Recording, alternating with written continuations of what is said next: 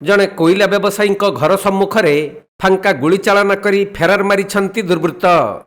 ତେଣୁ ପୁଲିସ ନିକଟରେ ଅଭିଯୋଗ କରାଯିବା ପରେ ଘଟଣାର ତଦନ୍ତ ଆରମ୍ଭ କରି ପୁଲିସ ସେଠାରେ ଜଗି ରହିଛି। ସୁନ୍ଦରଗଡ଼ ଟାଉନ ଥାନା ଅଧୀନ ମିଶନ ରୋଡ ପବିତ୍ର ନଗର ଅଞ୍ଚଳର କୋଇଲା ବ୍ୟବସାୟୀ ଏବଂ ଟ୍ରାନ୍ସପୋର୍ଟର ସଞ୍ଜୟ ନନ୍ଦଙ୍କ ଘର ଆଗରେ ଫାଙ୍କା ଗୁଳିଚାଳନା କରିଥିଲେ ଦୁର୍ବୃତ୍ତ।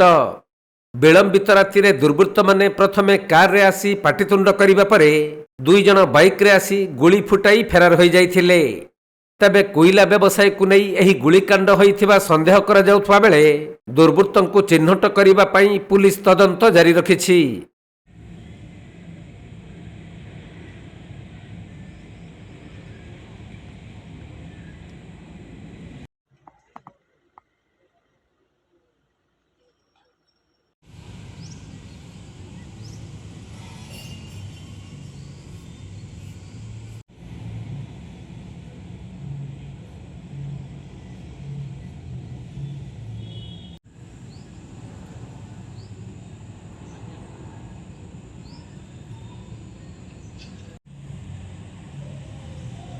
ସୁନ୍ଦରଗଡ଼ ଜିଲ୍ଲାରୁ ଚୈତନ୍ୟ ପଟେଲଙ୍କ ରିପୋର୍ଟ, କୋଣାର୍କ ଲାଇଭ୍।